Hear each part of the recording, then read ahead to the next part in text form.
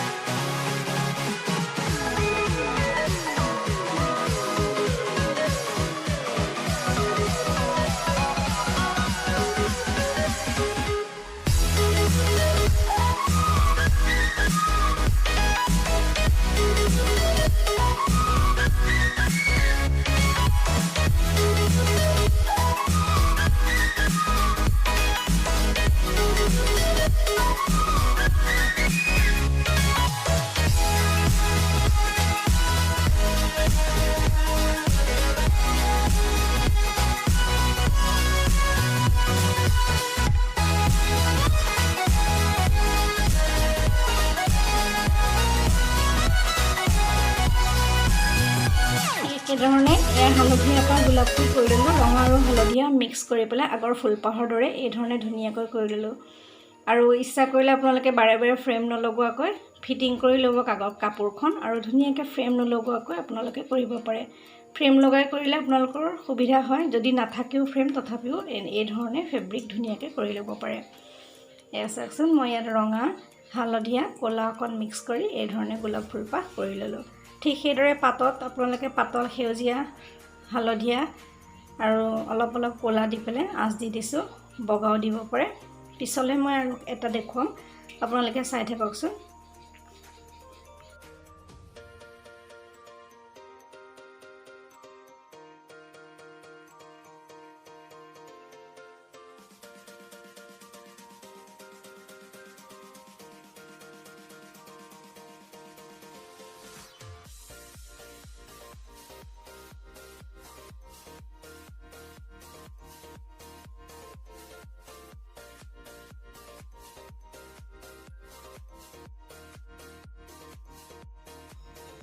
এই ধৰণে আপোনালোকে ফুলপাহ ধুনীয়াকৈ কৰি ল'ব পাৰে মাজতে বগা দিছোঁ অকণমান বেলেগ এই ধৰণে বেলেগ বেলেগ ফুল কৰি বেড কভাৰ বা টেবুল ক্লথ আপোনালোকে ধুনীয়াকৈ বনাই পেলাই সজাই ৰাখিব পাৰিব এটা ভিডিঅটো চাই থাকক